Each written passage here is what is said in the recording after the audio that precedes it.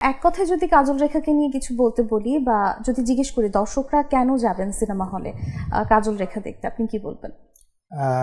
একটা রূপকথা দেখতে যাবে বাংলার সিনেমা হলে বসে। আমরা তো অনেক মারামারি কাটাকাটি বিভিন্ন জনরার ছবি দেখি, তো আমরা একটা বাংলার রূপকথা দেখি এবং এই রূপকথা দেখবার জন্যই আসলে সপরিবারে কাজল রেখা গেলে ছোটরাও আনন্দ পাবে, বয়স্করাও আনন্দ পাবে, আবার যারা মাঝারি বয়সের মাঝবয়সী তরুণ তরুণী সবাই আনন্দ পাবে।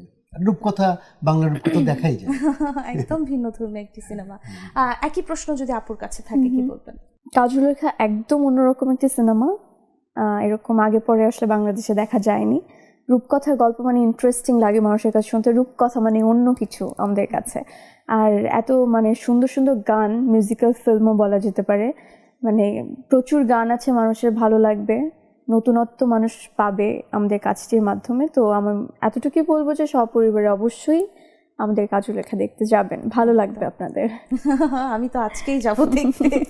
আচ্ছা, ভাইয়ের কাছে আসি যে মন্দিরাকে নিয়ে তো অনেক কথা শুনলাম, এবার অন্যান্য আর্টিস্ট যারা কাজ করেছেন তাদের কথা যদি জানতে চাই, তাদের অ্যাক্টিং। রাজের সাথে তো আপনার এর আগেও অনেক কাজ করা হয়েছে, তো তাদের নিয়ে যদি বলতে বলি। রাজ হচ্ছে যে আমি বলবো যে অন্যতম ভার্সেটাইল অ্যাক্টর, যে ও এই পর্যন্ত যে কটা চরিত্র করেছে, যদি আমি 5-6টা সিনেমাও দেখতে থাকি, যে প্রত্যেকটা ক্যারেক্টার ডিফারেন্ট এবং ও খুব সহজে ওই চরিত্রের সাথে মিশে যায় এবং এইটা ঠিক শুটিংয়ের সময় টের পাওয়া যায় না। শুটিংটা তো ও যখন চলে তখন খুব বেশি টের পাওয়া যায় না, কিন্তু হচ্ছে এটা মনে হয়। কিন্তু আমরা যখন এডিট করে একটা কমপ্লিট ক্যারেক্টার দেখতে পাই তখন দেখি যে হ্যাঁ, ওর রোলটা প্রপারলি ক্যারি করতে পারে। এটা যে কোনো একটা বড় অ্যাক্টরের বড় গুণ আর কি। তো দেন সেই সমস্ত সম্ভাবনা ওর আছে। এখন ভবিষ্যতে ও যদি ঠিকঠাক মাথাটা ঠান্ডা থাকে, ঠিক আছে, এবং ও ডেডিকেশন, ও খুবই ডেডিকেটেড অ্যাক্টর, ঠিক আছে, মানে অন্য কোনো ঝামেলা না হয়, যদি ও যদি সুস্থ সবল থাকে, তাহলে আমি বলবো যে বাংলা সিনেমা একটা বড় আর্টিস্ট পেল। আর মিথিলার কথা বলবো, ও একটা সহজাত অভিনেত্রী এবং অভিজ্ঞ অভিনেত্রী। আমি বলবো ও মানে কঙ্কন দাসী চরিত্র, ওকে আমি যখন স্ক্রিপ্টটা পড়ে শোনাই যে সময়ে, ও কঙ্কন দাসীটা বেছে নিয়েছে। কেউ তো নেগেটিভ রোল বেছে নেয় না, ও বলতেই পারতো যে না ভাই আমি কাজল রেখা করবো, এইটা ও একদমই বলে নাই যে ও বেছে। আমি এমনি বললাম, ওর একটা গেম আর কি, যে কোনটা তুমি আসলে করবা। ও বললো যে আমি কঙ্কন দাসী আমার বেশি পছন্দ হয়েছে, এবং এই পছন্দটা ও অনেক সুন্দরভাবে স্ক্রিনে ফুটিয়ে তুলেছে।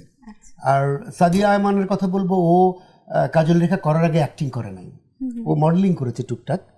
তো ওকে যখন আমার কাস্টিং ডাইরেক্টর এনে দিল, তো আমি দেখলাম যে ওর আদল এবং ভঙ্গি মন্দিরের সাথে মিল আছে। তখন মন্দিরে অলরেডি কাস্টিং হয়ে গেছে এবং ওর ছোটোবেলা খুঁজতেছিলাম আমরা। তো দেন ও খুব সুন্দরভাবে ওর জায়গাটুকে ও প্লে করেছে। ইরেশ তো বড় অ্যাক্টর, সবসময় আমি বলি ও হয়তো আনফর্চুনেট যে ওর উপযুক্ত রোলও পায় না।